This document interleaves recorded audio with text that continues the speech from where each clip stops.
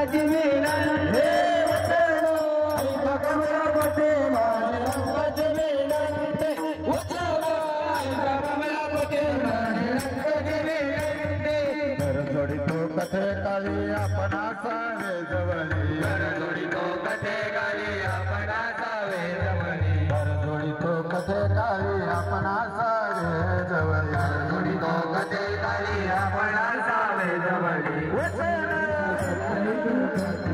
वचन वचन ऐका कमलापती माझी रंगाची विनंती वचन ऐका कमलापती माझी रंगाची विनंती वचन ऐका कमलापती माझी रंगाची विनंती वचन ऐका कमलापती माझी रंगाची विनंती रंगाची विनंती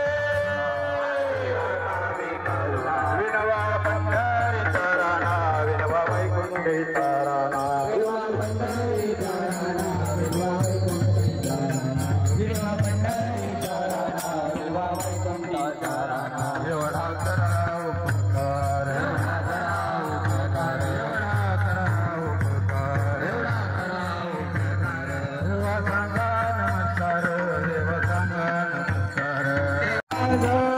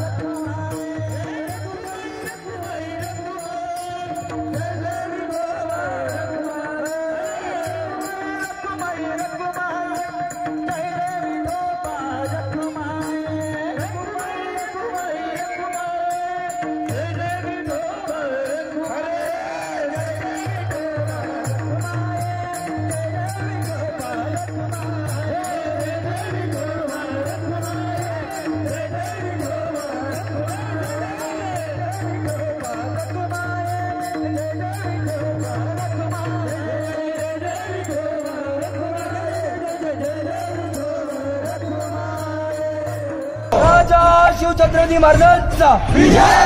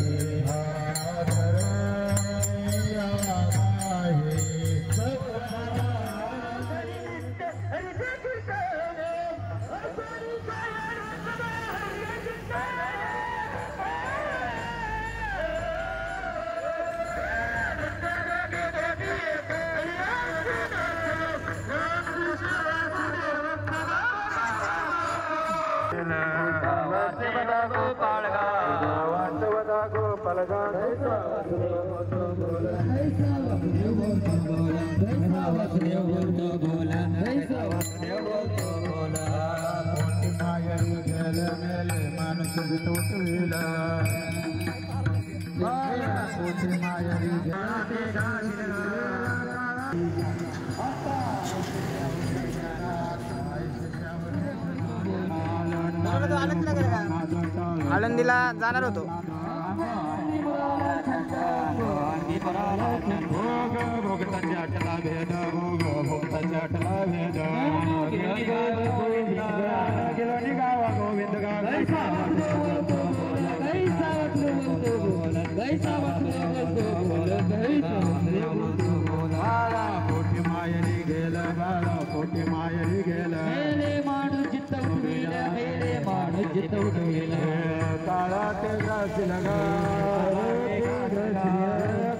Incoming voice call from Suraj Margan Sim 1.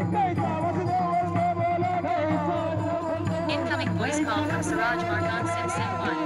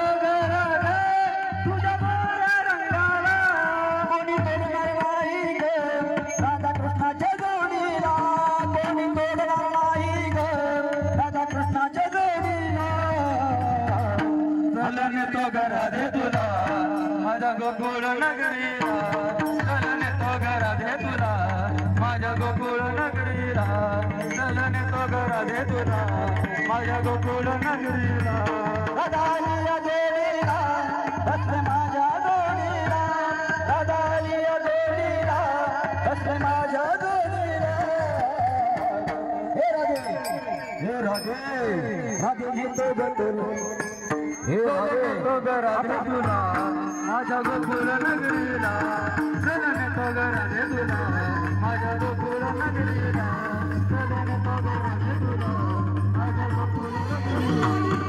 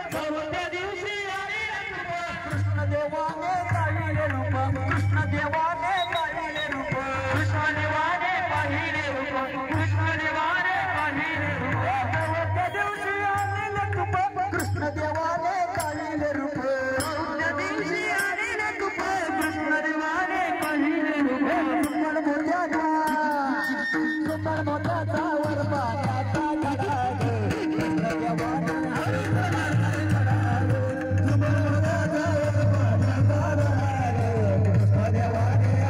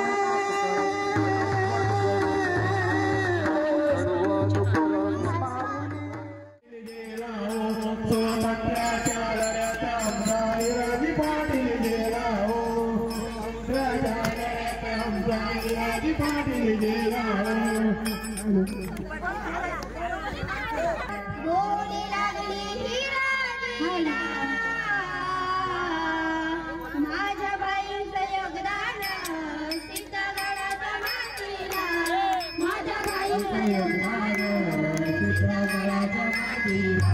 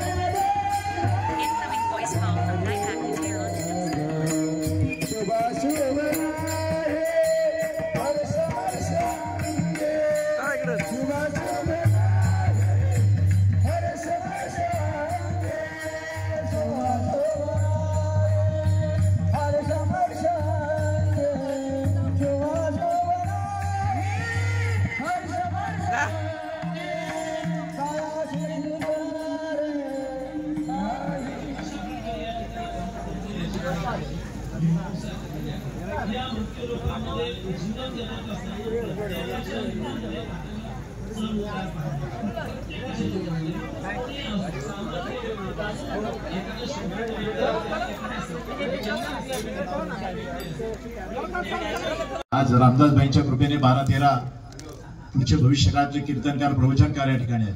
तुम्हालाही ज्याला शक्य होईल त्यांनी 6 वाजून 10 मिनिटांनी या। तुमच्या माझ्या आयुष्यातला एक क्षण आपण या शहीदांच्या प्रती आठवण करायला आपण जर आलो तर आपण कुठेतरी त्यांच्या ऋणातून थोडे उतरायला। आम्ही गेल्या 8 वर्ष महाराज 8 हे 9वं वर्ष झालं।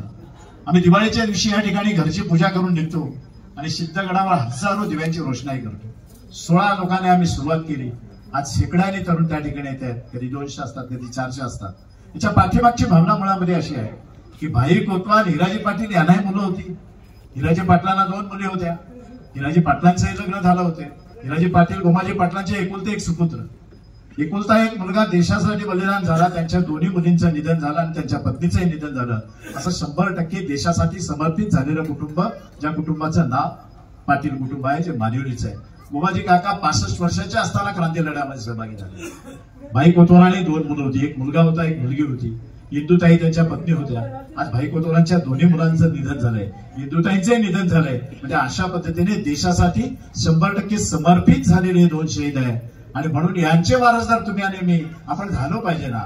माझी प्रामुख्याने धारणा असते, मी जिथे जातो तिथे सांगतो की आम्ही त्यांचे वारसदार आहोत। ठीक आहे, मी भगत मस्तरांचा मुलगा आहे, मला परमेश्वराने त्यांच्या पोटी जन्माला घातलं हे माझं जरी भाग्य असेल तरी मी एकटा त्यांचा वारसदार आहे. भगत मास्तर हा एक विचार आहे, भाई कोतवाल हा एक विचार आहे, हिराजी पाटील हा एक विचार आहे, उमाजी पाटील हा एक विचार आहे. हा विचाराचे आपण सारेजण वारसदार आहोत. आम्ही कधी कधी आमच्या इस्टेटमध्ये वारसदार होतो, पण आम्ही विचारांचे वारसदार होत नाही. कदाचित संत मंडळी जन्माला आले ते विचारांचे वारसदार घडवावेत म्हणून संत मंडळी जन्माला आली. ते विचारांचे वारसदार आपण होऊया. मग भाई कोतवालांच्या विचारांचे वारसदार हो, हिराजी पाटलांच्या विचारांचे वारसदार हो, भगत मास्तरांच्या विचारांचे वारसदार हो. आणि सकाळी 6:10 इथे येऊ, एक 2 मिनिटं त्यांना श्रद्धांजली अर्पण करू. उद्याचा दिवस या कार्यक्रमाचा अतिशय महत्वाचा विषय. मी या ठिकाणी बदिवरे आणि जांभरुडीच्या लोकांचे मनापासून आभार व्यक्त करतो की तुम्ही या ठिकाणी येताय. हा कार्यक्रम एक छोटेखानी आहे, इथे 300-400 लोकांची उपस्थिती महाराज जास्तीत जास्त असते. हा कार्यक्रम भविष्य काळामध्ये हजाराच्या पटीने या ठिकाणी झाला पाहिजे. या तालुक्यामध्ये ज्या ज्या गावामध्ये संप्रदाय आहे, ज्या ज्या लोकांच्यावर त्या ठिकाणी संतांचे विचार बिंबवले गेले किंवा जी जी मंडळी संतांचा विचारांचा प्रचार त्या ठिकाणी प्रसार करत असतील, त्यांना माझी विनंती आहे, बाबांनो एक दिवस या ना इथे, किंवा तुमच्या गावात तरी कार्यक्रम लावा हिराजी पाटलांना श्रद्धांजली देणारा. आमच्या या भागाने का केवळ हिराजी पाटील बलिदान दिलेले लोक नाहीत किंवा गोमाजी पाटील एकुलते एक नाहीत. तुमच्या बोरगावमध्ये 2 क्रांतिकारक आहेत, त्यांचं धाकू डुकरे, काळूराम दळवे हे बोरगावचे क्रांतिकारक. या ठिकाणी झिपरू गवळी मालवणीचे क्रांतिकारक, भगत मास्तर अवसरेचे क्रांतिकारक, हरिनारायण देशमुख त्या ठिकाणचे त्या गौरकामाचे क्रांतिकारक, तुमचे गणपतराव देशमुख पोटेटपानीचे क्रांतिकारक, अगदी हुमगावचे कातकरी समाज देखील त्या ठिकाणी स्वतः लढवण्यात सहभागी होत होता. मी आपल्याला या ठिकाणी सांगेन की मी कधीतरी आपण ते लग्नामध्ये मला धवळ म्हणतो, धवळ ते धवळे म्हटले जातात, त्याच्यामुळे ते धवळ म्हणायची. माथेरानच्या किल्ल्यावर लढाई लागली सुजीर लोकांची. हे धवळ नेमकं काय होतं, त्या ठिकाणी इतिहासाची गोष्ट मांडली जात होती. धवळ्यांच्या माध्यमातून देखील आमची मंडळी हा इतिहास जतन करत होती. आम्ही दुर्दैवाने त्याच्यापासून बाजूला चाललोय. मायबापा माझं चुकीचं असेल तर मला माफ करा, पण माझी विनंती आहे की तुम्ही आणि मी जो काय श्वास घेतो, जे काय आपण या ठिकाणी बोलतो, जे काय जीवन आपण अनुभवतो उपभोगतो, ते केवळ आणि केवळ ह्या शहीदांच्यामुळे, क्रांतिकारकांच्यामुळे, त्यांच्यामुळे आम्हाला सुखाचे दिवस बघायला मिळतात. ठीक आहे, दुर्दैवाने काही गोष्टी घडतात, आजही घडतात, उद्याही घडतायत, त्याच्याकडे दुर्लक्ष करून या ठिकाणी आपण 3 दिवस 2.5 दिवस एक आनंदाचा कार्यक्रम करत असतो. उद्या सकाळी 6:10 इथे ज्योत प्रज्वलित होईल. ठरल्याप्रमाणे या ठिकाणी काकडा करायला आता निवृत्ती महाराज, विजय महाराज हे प्रमुख आहेत, ते आलेले आहेत. काकडाही होईल. प्रामुख्याने आमचे रामदास भाईंचे माझे संबंध आले. मी मगाशी महाराजांना बोललो की या वर्षीच्या कार्यक्रमाची तयारी भगवंताने गेल्या वर्षी केली होती. भगवंताला माहित होतं आज दिलीपशाही जाणार आहे, म्हणजे खांडेची मंडळी येणार नाहीत, हे त्याला माहित होतं वर्षभरापूर्वी. म्हणून त्यांनी तुमची माझी संगत करून दिली. रामदास भाईंचे माझे संबंध वाढले आणि त्या गुरुकुलची मुलं या ठिकाणी आली. आता मगाशी हरिपाठ करताना इथे कोण नव्हतं, परंतु ती 10-15 मुलं, 12-13 मुलं आले, 2-4 आम्ही लोक होतो. हरिपाठही झाला, कीर्तनही झालं, उद्याचा काकडाही होईल. ह्या सगळ्या गोष्टी होतील. ह्या सगळ्या गोष्टी भगवंत करून घेतो हा माझ्या मनातला दृढ विश्वास आहे. त्या देवाला आपण शरण गेलो पाहिजे. जाता जाता छोटीशी एक आठवण मला तुमच्या कानावर घालवतो. आमचं रामकृष्ण हरी मंडळ जे आहे यांच्याकडे मेल्यावर कपाळाला लावला कॉईन पण नव्हतं. हे वस्तुस्थिती आहे, हे सत्य आहे. जेव्हा मी यांच्या सोबत गेलो त्यावेळी ठरवलं असत, रस्त्यामध्ये चर्चा सुरू झाली. मग नाना म्हणाले मी 51,000 देईन, कोणतरी म्हणाला मी 21,000 देईन, कोणतरी म्हणाला मी असं करेन. आणि अशा पद्धतीने सुरुवात झाली. आळंदीमध्ये जागा झाली, वास्तू झाली, त्या लोकांना राहायला मिळालं. महाराज ज्या दिवशी तो पत्र्याचा मंडप त्या ठिकाणी उभा राहिला, मंडप आणि रूम बांधल्या, त्या वर्षी प्रचंड पाऊस त्या आळंदीमध्ये पडला होता. अख्खी आळंदी महाराष्ट्र निघून गेली होती आणि आपले रामकृष्ण हरी वारकरी साम्राज्याची मंडळी एका छताखाली त्या ठिकाणी थांबली होती. हे ईश्वराचं कार्य आहे, हे भगवंताचं कार्य आहे, हे कोणा एकट्या दुकट्याचं कार्य नाही. परंतु त्याच्या कुठेतरी ह्या सगळ्या गोष्टीची जाणीव मला नाईलाजाने मी करून देतोय. मला बोलायचं नसतं, पण या ठिकाणी मला खात्री झाली. आज बलिवरे आले, आज इकडून जांभुर्डेवाले आले, उद्या काळाच्या काळखंडामध्ये आणखीन काही भागातनं लोक येतील आणि अशा पद्धतीने हा उत्सव दिवसागणिक मोठा होत जाईल. मी आज माझ्या मुलाला गेल्या वर्षापासूनच हार घालायला सुरुवात केली. तो माळकरी नाहीये, तो होईल कदाचित आगे मागे पुढे कधीतरी, आणि तो व्हावा अशी ईश्वराकडे मी प्रार्थना करेन. परंतु त्याला हे संस्कार व्हावेत आणि त्याने देखील हे कार्य पुढे चालू ठेवावं. कारण यांचं काम आपल्याला जतन केलंच पाहिजे, यांचा विचार आपण जोपासलाच पाहिजे.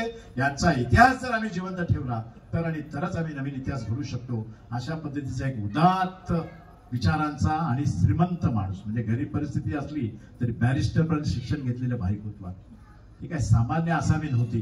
भाई कोतवाल त्यावेळी 42 शाळा चालवायच्या व स्वातंत्र्यपूर्व काळखंडामध्ये. भाई कोतवालांनी त्यावेळी शरद पवार कृषी मंत्री असताना जो अन्न सुरक्षा कायदा आला, तो कायदा त्यावेळी त्यांनी अंमलात आणला होता आणि धान्य कोठ्या 120 धान्य कोठ्या या भागामध्ये निर्माण करण्यामध्ये ते यशस्वी झाले होते.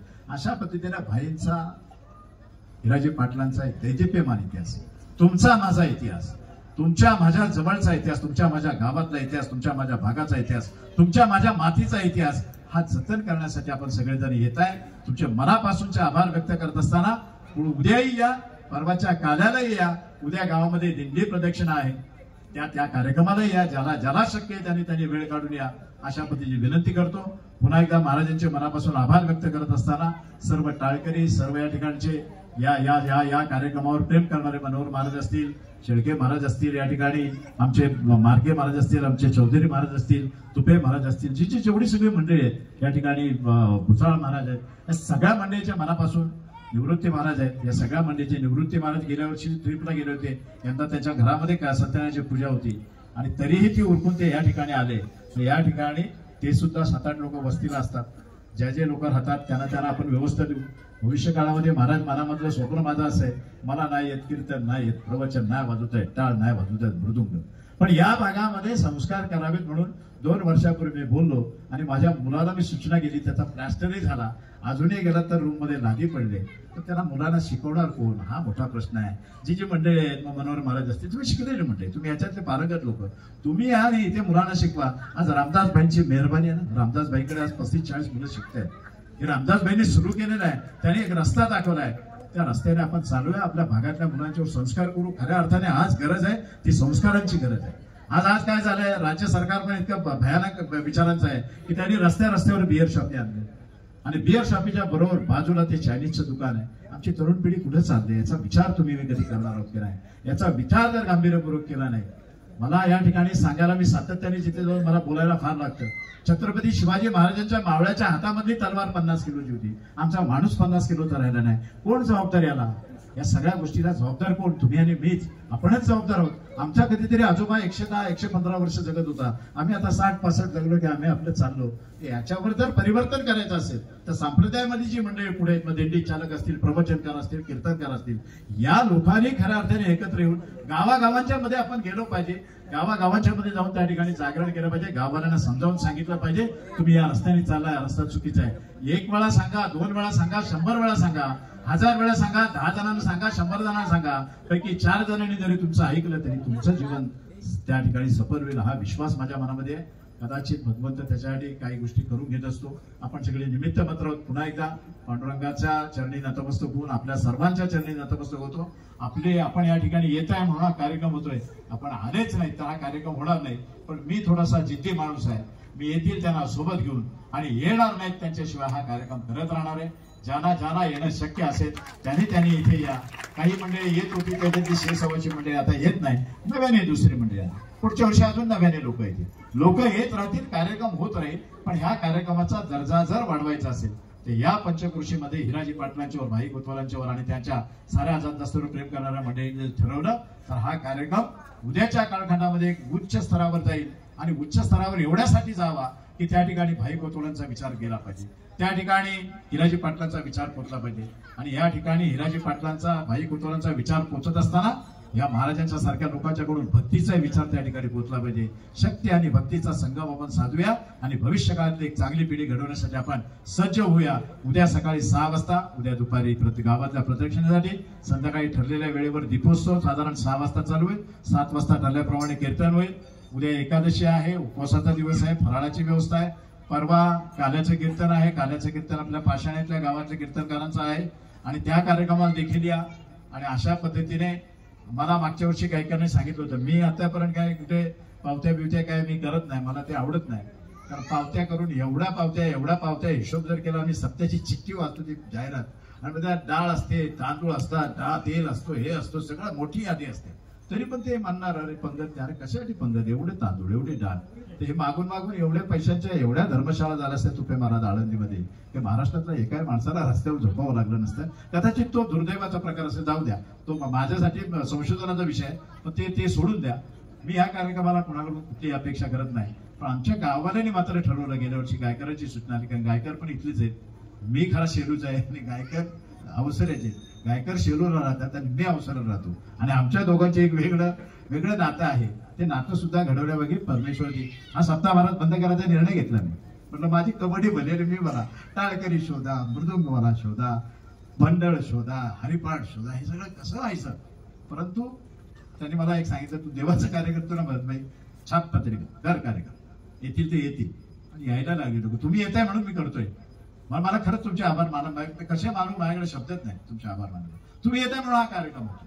आणि याच्यासाठी आपण वर्षातून 2 दिवसाचा वेळ, 3 दिवसाचा वेळ सगळ्यांनी द्या. आता यावर्षी एवढे आहेत ना, माझी सूचना आहे प्रत्येकाने पुढच्या वर्षी एक माणूस आणा ना बाजूचा.